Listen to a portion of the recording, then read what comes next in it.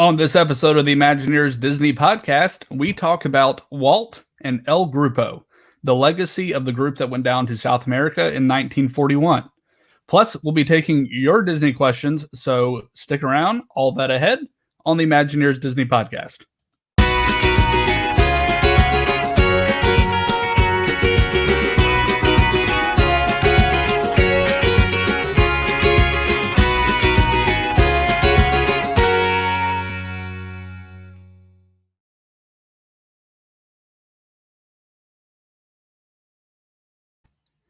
Hello, everyone, and welcome back to the ImagineEars Disney podcast. I am your host, Matt, and I am joined, as always, by my good friend and co-host, Susie. Hello, Susie. Hey, Matt. That's a catchy song that we have at the beginning. I know. It is a little catchy. So for those of you who are listening post-show, we are attempting to go live. We've done this a couple of times, but I think we have finally maybe figured out a more polished approach to the live show. I think this is very professional. So we will as professional as a Disney podcast can be. I mean, it helps. Like, I have a background in television news, so it's been a while, but I background. You have awards. That's more than just a background. I'm kicking off the rust on the live broadcast stuff, and we'll just see how this goes. But we are very excited to be back with you with another episode. And this week, I think this is going to be a really fun topic. And this week, we are going to be talking about Walt and El Grupo.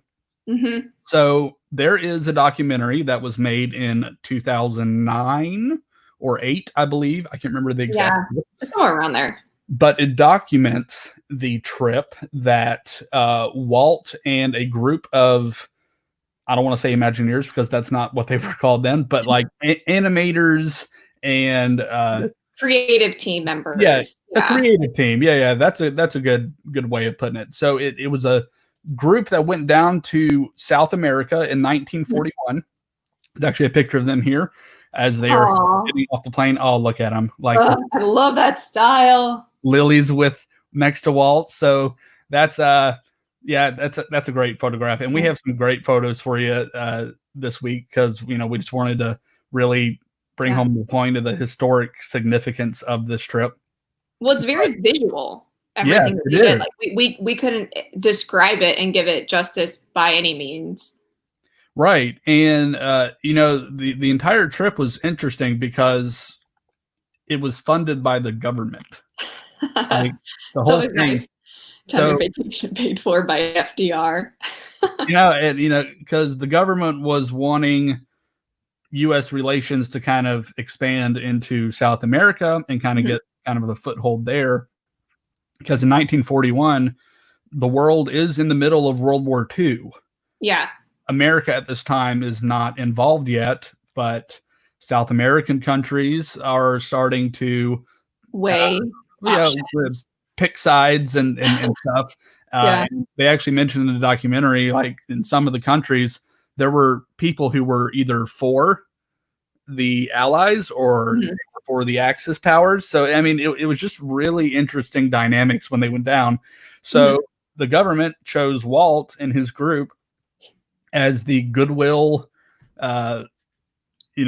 mission statement for America. And what a great representation. They funded it. They funded the whole thing, and they wanted to do some films coming back from this experience. And it was kind of a no-brainer because if the government funds it and it flops in the theaters, so who cares? Didn't cost you really anything reputation wise, maybe, but what a tense situation in time to do something like this. And you're right. The goal is to bridge the two Americas to, we have to think about this whole discussion in a time frame from over 70 years ago where there wasn't the kind of international understanding and relationships and exposure to different countries and cultures like we have today. So a lot of things that they brought back weren't just like to look pretty in animation. There really was like that purpose of, there's more that we have in common than makes us different, which is why it was, a goodwill trip. Yeah, and so they took the trip, and then they came back, and they actually made 2 films. They made one, which was released in 1941, and that was Saludos Amigos. And then they came out with the second one in 1945, so a few years down the road, and that was Three Caballeros. So we'll lightly touch on these here real quick, but we especially want to hone in on Saludos Amigos just because of, I think that film best represents the the fruit of that trip. Yeah. So well, it's very distinct in what the different shorts or like sections are of it, and reflected of the 3 countries they went to. So they went to the ABCs, Argentina, Brazil, and Chile. And where else did they go? Oh, Peru. Part of the team. Yeah, so I think part of the team went off and did Peru and had another adventure there. And Peru is actually where they have the first part of the film, and that is where it features Donald Duck in Lake Titicaca in Peru, so high in the mountains. And this is really cool. You can see the boat in the photo. It's not made from wood because trees and woods are very scarce in that area they talk about. And so that's just another example, a very specific thing from that culture that you really had to go there to know, or like try to find an encyclopedia with that kind of detail. But the boats were made from reeds. Also reeds, yeah. Yeah.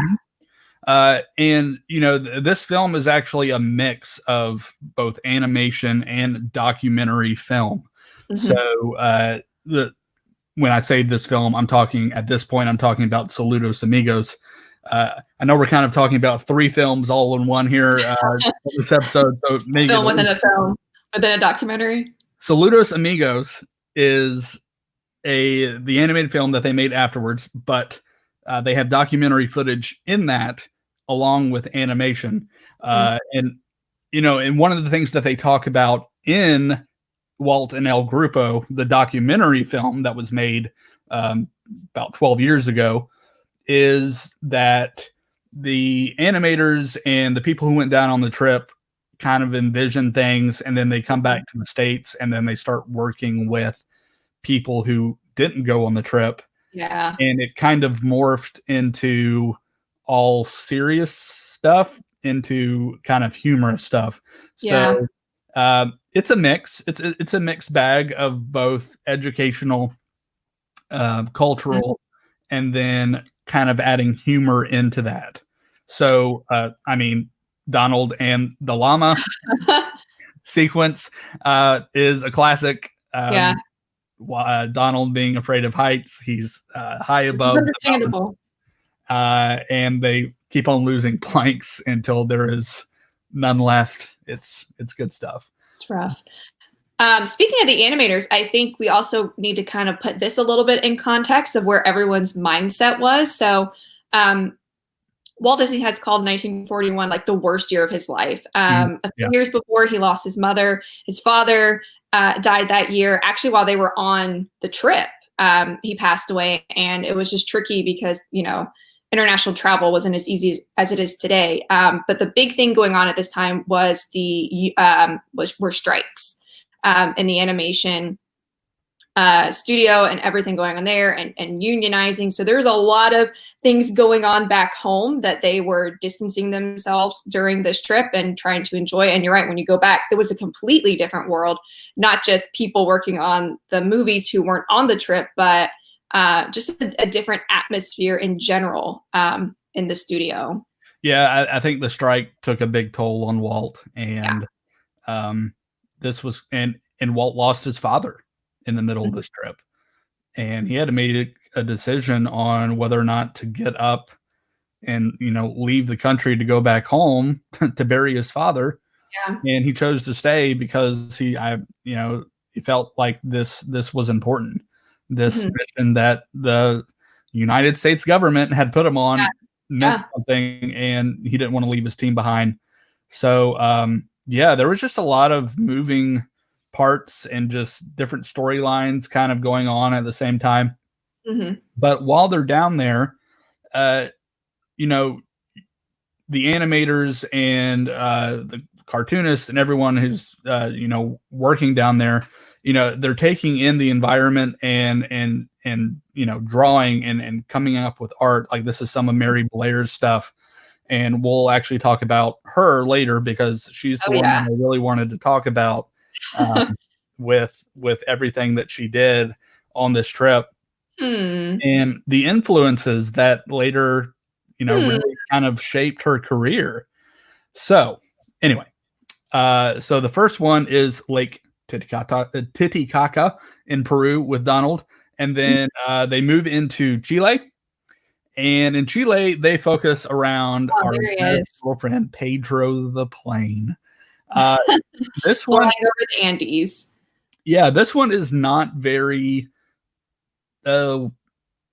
cultural, I guess you could not say. Very deep, maybe. Yeah, not a lot of layers to Pedro. It talks about the mail route from Chile to Argentina and the dangers of going over the Andes Mountains and the importance of that mail route. And because at one point, flights were the best way to get that mail from that country to the other.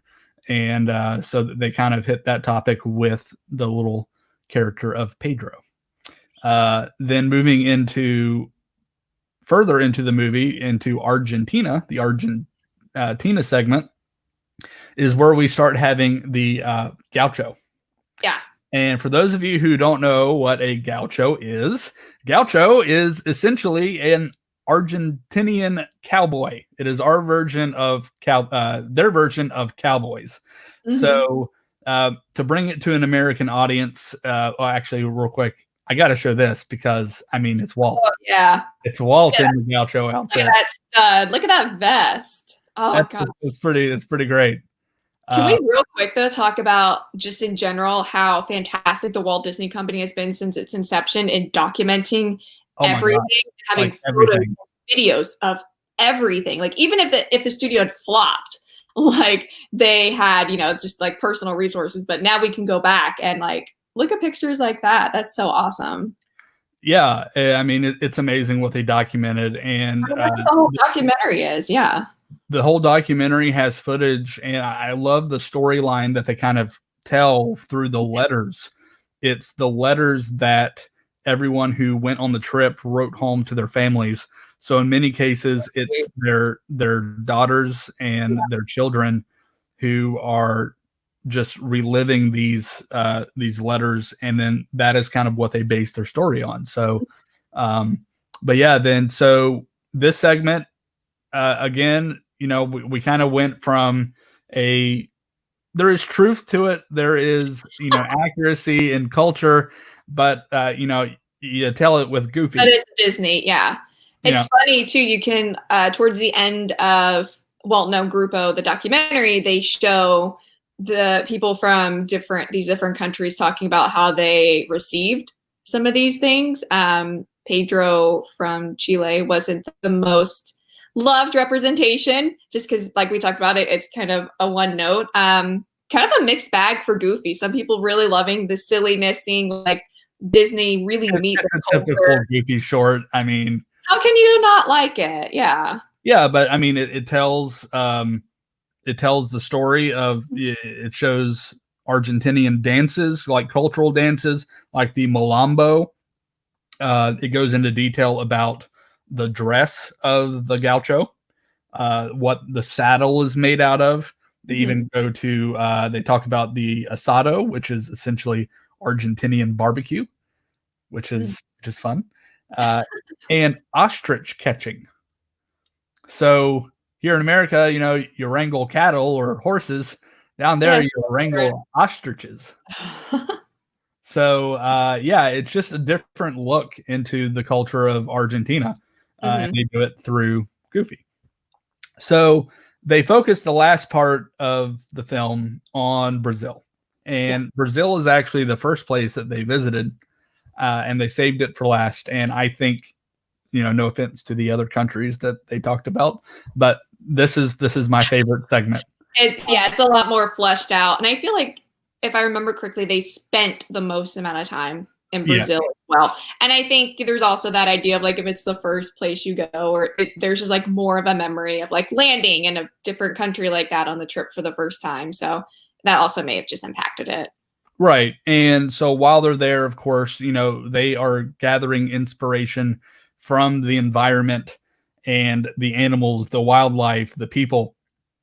And kind of the basis for this cartoon segment is a bird, and the parrot, or they called him Old Papagayo in the documentary. He became the basis for Joe Carioca. And Joe, you will recognize, he of course was in this film, but he was also in The Three Caballeros. In fact, he is featured very heavily in that movie.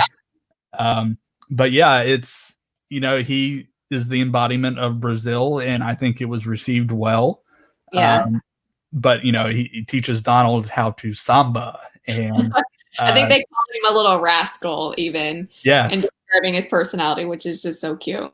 They talk about Carnival, but maybe one of my favorite animated sequences of any Disney movie is the Aquarela do Brasil. It's almost like I don't know if it's their national song, but it has to be pretty close. Yeah. But it translates watercolor of Brazil, and that is what this little portion is. It is a watercolor. It is free form. Like it has. It's beautiful. It's very similar to like kind of what you would expect in like Fantasia. Yeah, more artistic, abstract art, but it's all watercolor, and the music is great. The animation is fantastic, and I think it is one of the best animated sequences that they have ever produced, ever. So yeah, and again, they wouldn't have had that. They wouldn't be able to take the things they learned, the colors, the different techniques, the people, everything in that culture, and not just make this, but of course, like it translates to like the rest of your life. Like that really makes an impact on you. So that was a huge like difference in animation for film. But of course, those memories and impact stays with people forever in some very special ways. Yes. And I think the biggest impact, personally, I think, was with Mary Blair. Without a doubt. And, Mary Blair, maybe my favorite Disney artist of all time. Just what she has done has just transcended animation and Disney. I mean, she's the embodiment of Disney animation and art. And, again, just going back to what she learned and what she saw, before this trip, and they actually talk about it in the documentary, her husband went along on this trip, Lee. Well, hold on. Mary went along because Lee was asked to go. Yes. Was chosen by Walt to go, and Mary wanted to go too when she found out. So her husband told her, like, put on a nice dress, get your hair done, do your makeup all nice, put on some perfume, go talk to Walt, see what happens. And Mary went. And like we'll talk about in just a second, if she hadn't really like put herself out there to like volunteer and go, we would be missing some very iconic things from Disney culture, but also just like artistically. Like Mary Blair's art style is like definitive Disney of the 1950s. Like they're synonymous. And when she went on this trip, her and her husband are both artists, and they had very similar styles in their painting, in their drawing, even with colors. They're very similar, and you would be hard pressed to distinguish which one belonged to which, to Lee or to Mary. But something clicked on this trip, and Mary really got a vision for color palettes and just with the patterns and doing really weird combinations that hadn't been seen before, especially in her work, because it was more like muted watercolor. Right. She used colors that no one else, combinations that nobody else was doing. Mm-hmm. And when she came back from that trip, I mean, she just took off. And we have the evidence of that in all of her concept arts that she did for some of the earlier films, like Cinderella, Alice in Wonderland, or even Peter Pan. And just the very unique color palettes that she used, and not only in films, but it was also the inspiration for It's a Small World. So when you ride It's a Small World today, I mean, those are Mary's colors. It's because of her. And I should have pulled a picture of it, but one of her most famous pieces is still in existence outside of Small World, of course.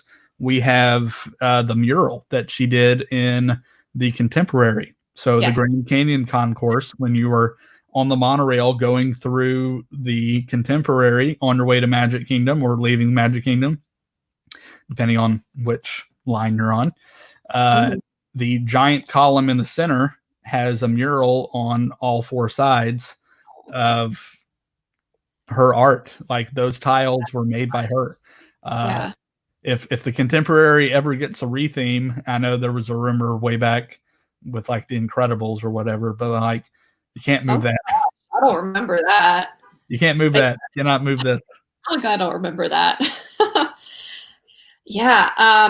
also think that Walt Disney had a real talent for, and you can definitely see this in the Imagineering story, especially in the story of Disneyland, which I also think we have to talk about here when we talk about Small World as an attraction. But Walt Disney had a ability to find a person and like put them in the right place at the right time, or like he was really good at finding like potential. And the people he brought on this trip weren't just, like they were already good, but he also brought people that like Mary, who we see like the transition that had and the impact that it had on her. So I don't know, there was something really magical about this trip that gets overlooked. And like I mentioned, there's a very direct impact to Disneyland. Yeah. Yep, absolutely. So yeah, it's a fascinating look at a very unique time. Because essentially when they came back from that trip, Pearl Harbor, everything just kind of shifted. And I'm sure, and they say it at the end of the documentary, and I agree with them, that I think had they not done the trip, I think Walt would have been fine. I think they would have weathered the storm of the Union strike, but this had such an impact, not on just Walt, but in everyone that went on the trip. So I don't know, because think about it.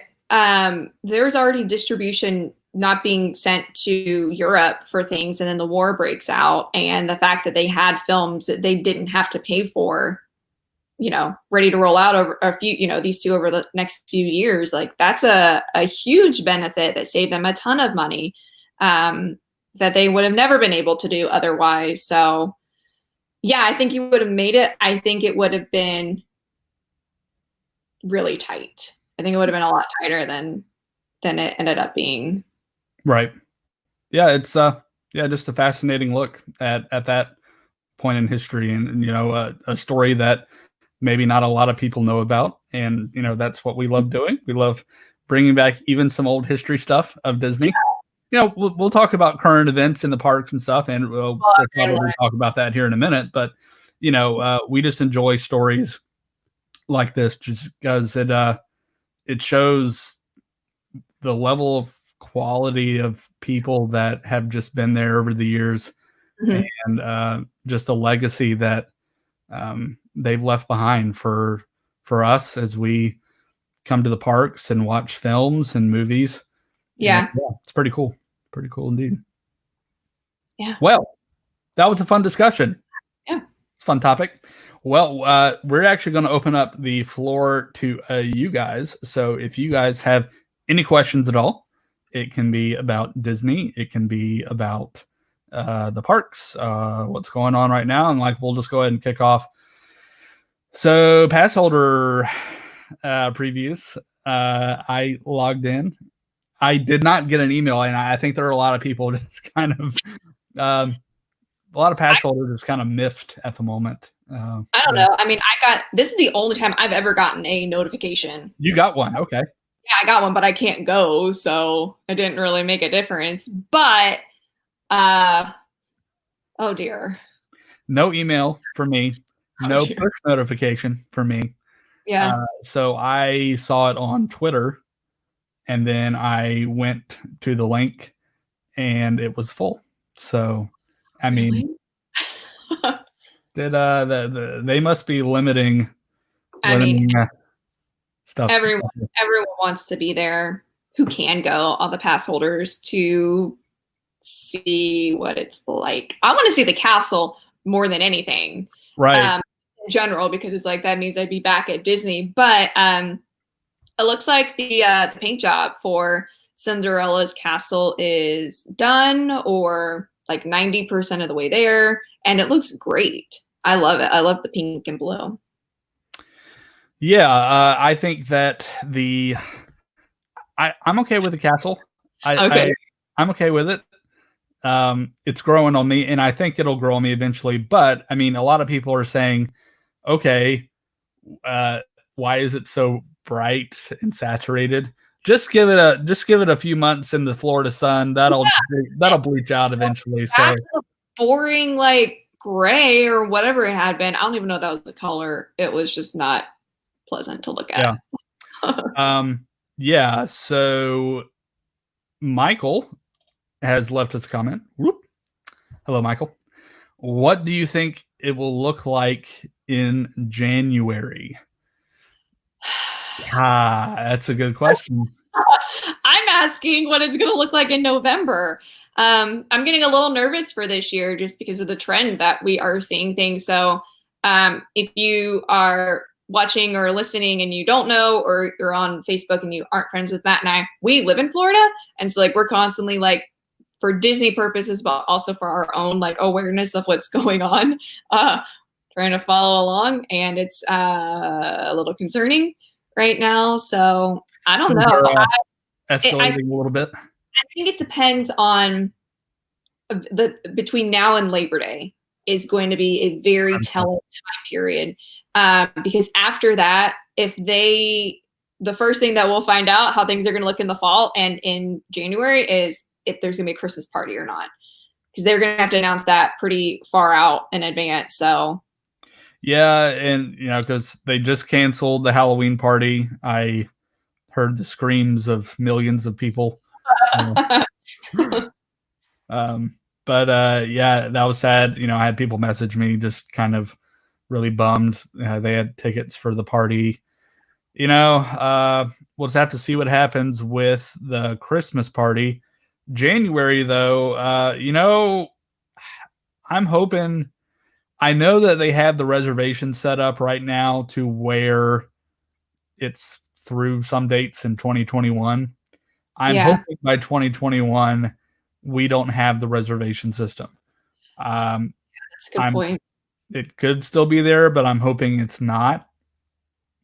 You also have to remember that if there's no coronavirus cases and like everything's great, Disney still has to recognize that the public may be weary, or there still may be people, whatever. And it will be like, it's not like the next day everything's good to go. It'll still be like a transition back to whatever fast pass system will be. If we go back to the old one, or we go to like a Disneyland version of that, I don't know. That'd be great. I'm all for Max Pass.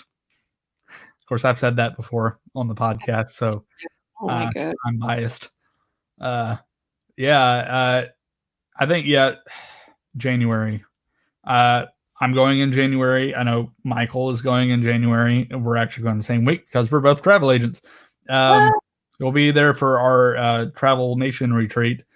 But I think hopefully we'll be back up to speed on everything. But you definitely have two camps. You definitely have people who are wanting to go right now. Yeah. And then you have people who are going to want to wait until way into 2021 once everything blows over. Some people are wanting to wait until there's a vaccine, and that's fine. I understand that. What's right for you. Yeah, everyone has, and we talked about it, I think our last episode, everyone has their own like reason or background or health or whatever. And we've also said this before, if you are planning to go to Disney for the first time, hold off on that for a while, because this is not going to be the right full Disney experience that you haven't had or had in a long time. Yeah, I think if you're a pass holder or if you go down pretty frequently, yeah, sure, go ahead and go down the parks. It's not going to bother you that much. It's not going to ruin your experience because, you know, you've been there before. But the people who come down once a year or once every few years, or this is their first trip, I personally, I would hold off at least a little bit, and that's coming from a travel agent. So I think 2021 is going to be great. Once this all blows over, I'm looking forward to the 50th celebration for Disney. Oh my gosh. Could you imagine trying to do the reservation system for everyone trying to get into Magic Kingdom on the 50th? Right. And I think that's why those dates aren't available yet. So right now, you can book packages for 2021 through the last weekend in September. But those last few days in September through the end of 2021 are not available yet to book. They were at a time for room only, and I was fortunate enough to get some of my clients hotel reservation. Oh, hi Susie. Hotel reservations for the 50th. But right now we can't do anything with those yet. Yeah. So no hotels, no tickets for that end of 2021 and 2020. Now, why they are holding off on releasing the ability to book the rest of 2020 when they have released 2021, I don't know. Maybe they were just kind of waiting to see how this initial onslaught of reservations went, people who had reservations on the books for the rest of the year. And we know that those packages, if they had dining, that's not there anymore. They've already made changes to some of the restaurants, like Be Our Guest, and have moved the lunch from quick service to table service. And it's 2 credits, and it's expensive. And I don't think I think you were going to have an easier time finding reservations for Be Our Guest now. So I'm in the camp that I don't think I think it's going to go down a little bit with that particular restaurant, but I think it's so popular that they know people are still going to do this no matter what the price is. So yeah, it's just, there's a lot of things up in the air, but right now we can book 2021 packages through the end of September. And that's where we are. So if you want to go at that time, feel free to send me an email. My email is matt@travelmation.net. I am a licensed travel agent with Travelmation. Travelmation is an authorized Disney vacation planner. We specialize in Disney. The agency is recognized as a platinum Disney vacation planner. And, all of us are experts. I'm an expert in the Disney park. I'm going to get Susie on this bandwagon. No, guys, I want to. I'm going to do it. It's just kind of like, got to pull the trigger. Things are super crazy right now. And to be honest, I'm really lazy and I like relying on someone else to do my stuff right now. I had an absolute full meltdown the day that reservations opened. It did not go well. There were glitches all over. It didn't go well for a lot of people. So it tells me my pass is good through 2030. And I'm like, are you paying for those 10 years? I haven't. I don't know what that's about. But yeah, it was nice to message Matt questions and get those other like packages or reservations for next year now that things have kind of, closed off. Yeah. So shoot me an email. Let me know when you'd like to go on to Disney World, to Disneyland, Disney Cruise Line. I've already started rebooking 2021 cruises. So I think we're going to be good and well for those dates. Because I need to go on another cruise. Mm-hmm. Same here. Leave me on an island somewhere. It's like and then of course Alani and Adventures by Disney will be resuming in 2021 as well. Yeah, so I mean 2021 is looking bright. I'm anticipating a great year for the parks and especially Disney World as we celebrate the 50th anniversary, and you don't want to miss it. So shoot me an email, let me know when you'd like to go, and we'll make it happen. Well, I think that is going to do it for that episode, for today's episode. We would like to point out all of our social media where you can find us.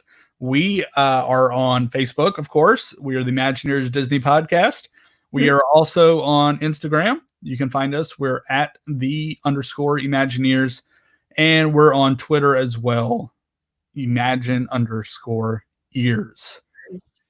You can also find our podcast. If you haven't subscribed, we are on Apple Podcast, Google Podcast, and on Spotify. We're on all major podcast platforms. So even if you have a different app, like I don't have the app for, like I do have those apps, but I use a different app that collectively pulls in all the podcasts that I listen to. So, but you can find us very easily. Just search for the ImagineEars Disney Podcast. And of course, we're on Discord as well. So Discord is our newest platform that we have kind of ventured into. It's kind of a forum / news / just Disney discussion. So just a giant group message because we do a really cool thing. Y'all don't follow.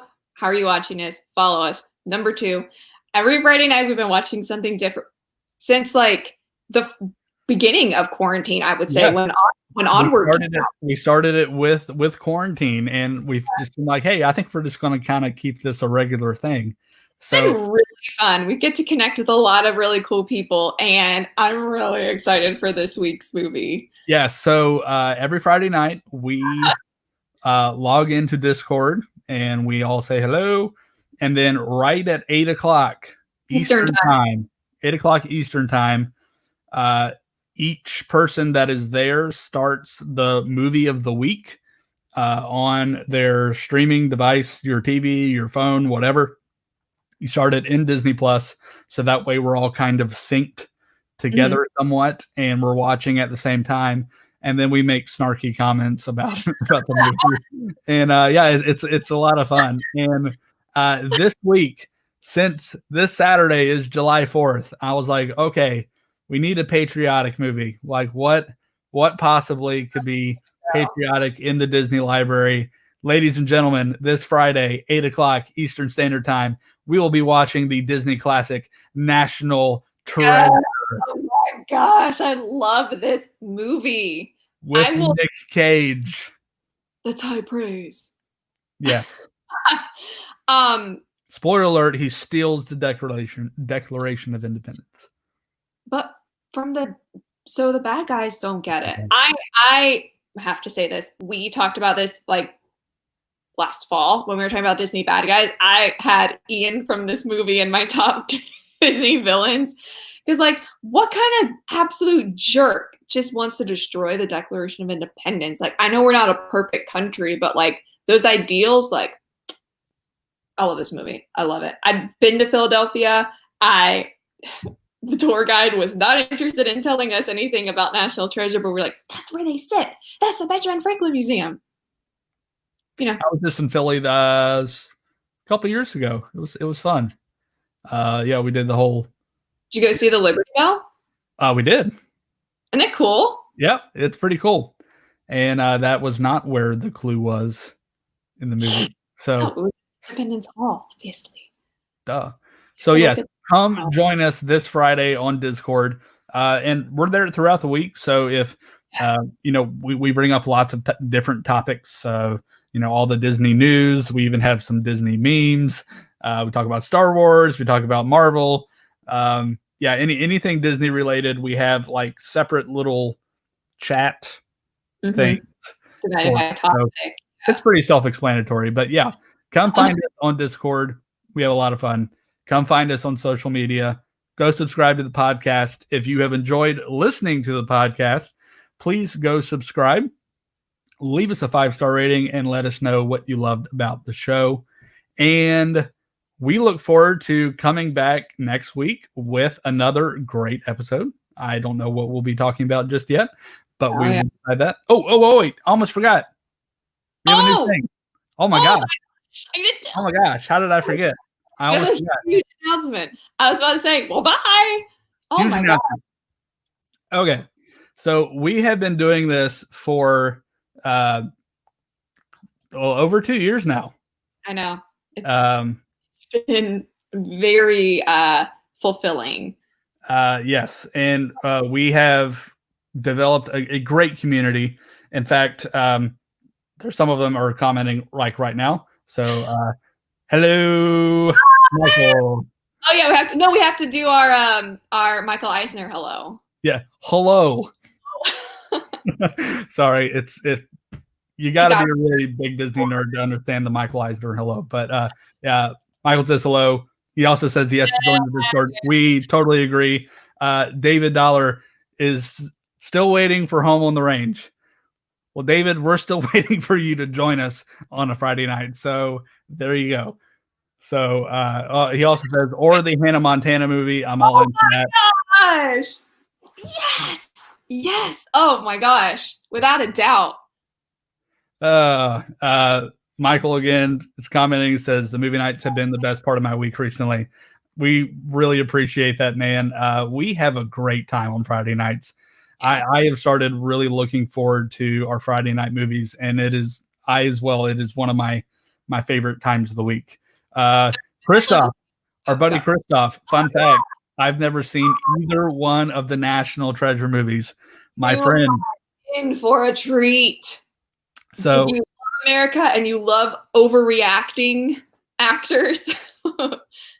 And apparently we have somebody else also who hasn't. So guys, come join us. You've joined us for other Friday night movies. We hope you'll join us this Friday.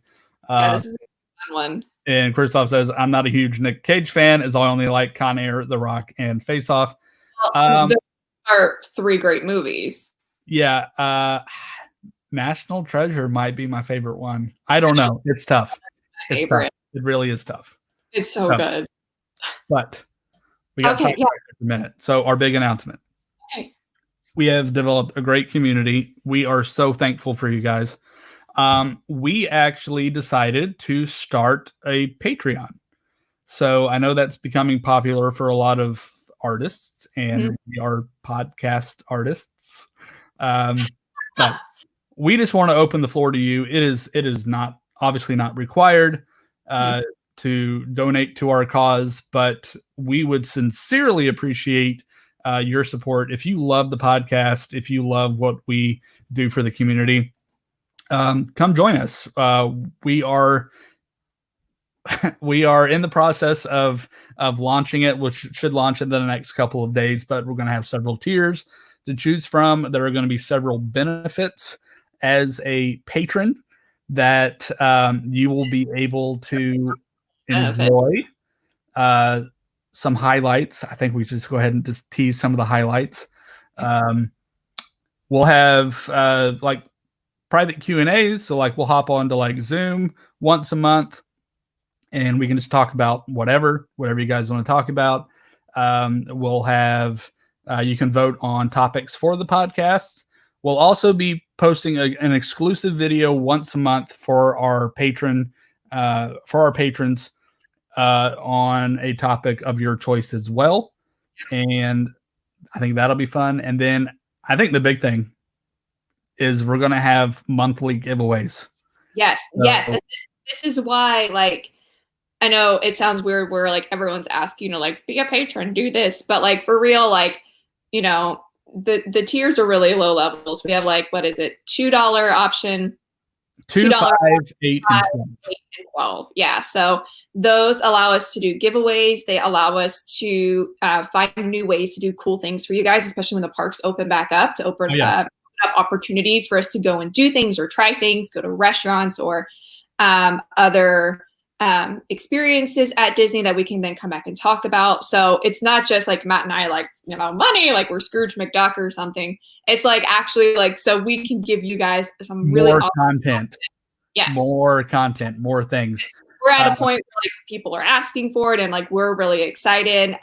We've grown exponentially over the last 6 or 7 months. Like, so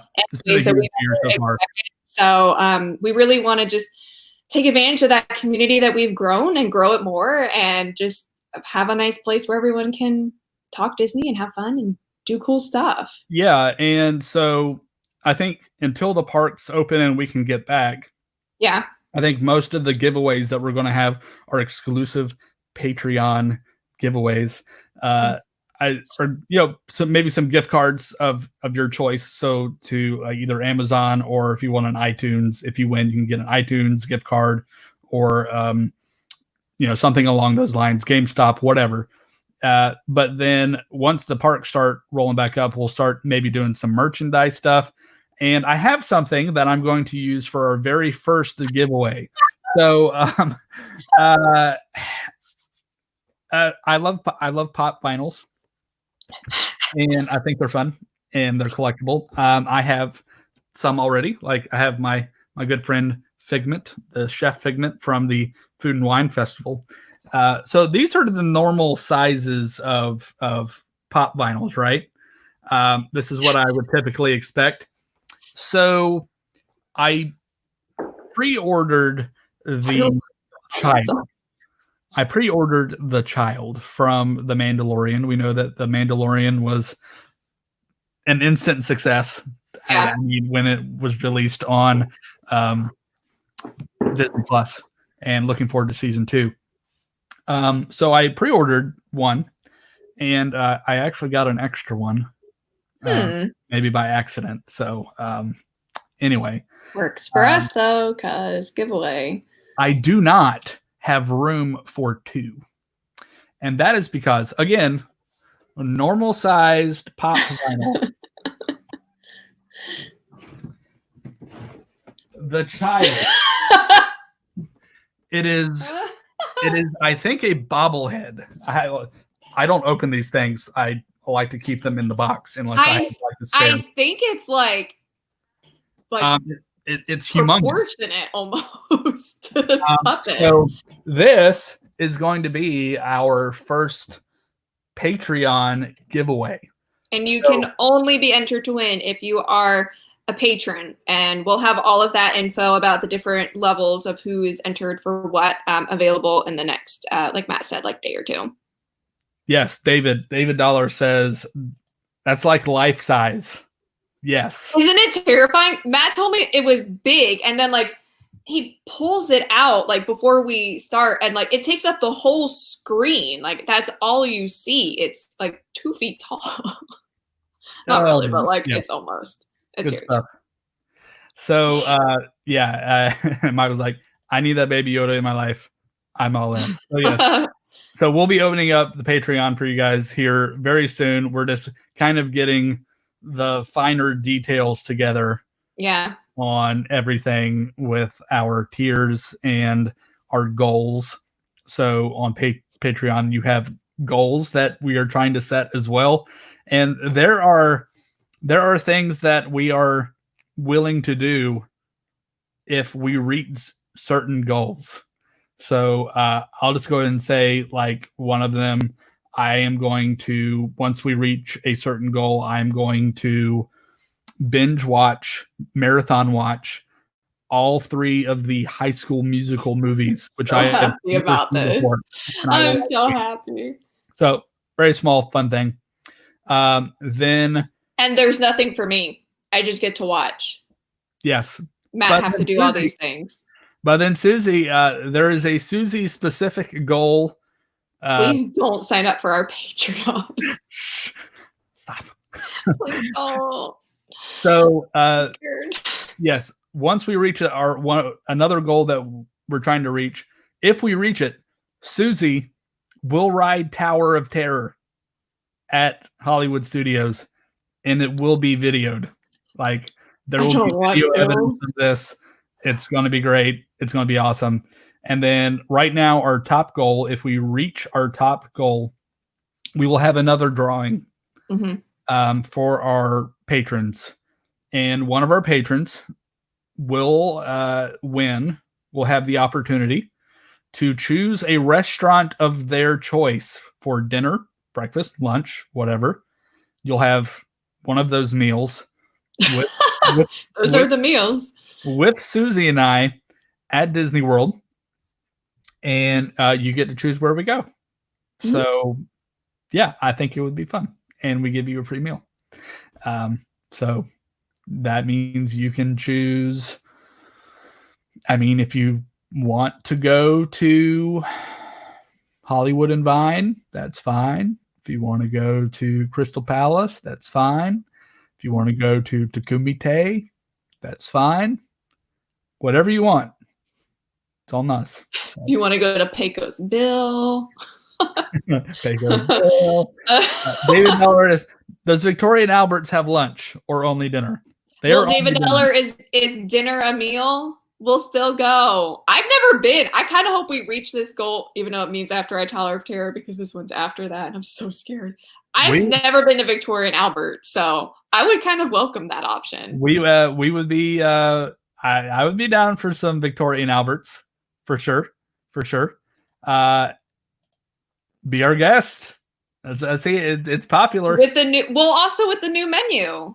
That'll be good to try out. Yes. Be Our Guest is on the table as well. Everything is on the table. So again, once we reach that goal, one of our patrons is going to be able to win that. We'll have a drawing for it. But in the meantime, go find us. We'll have that up here soon.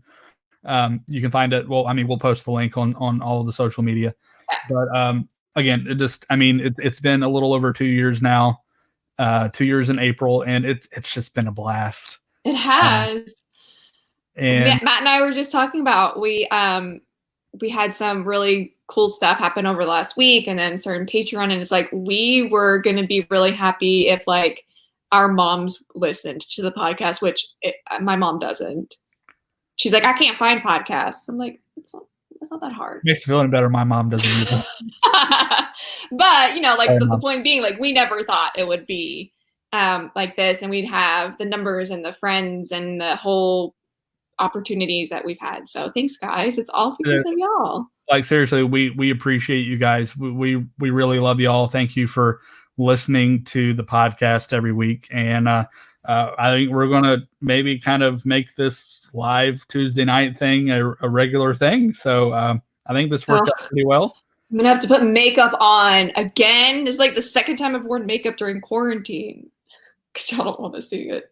I see it every Tuesday. So yeah, poor Matt, and he still comes back and lets me co-host, even though Ratatouille is not in my top half Pixar film ranking. And you can bet, maybe that's next week's episode. Maybe I feel it has to be. Yeah.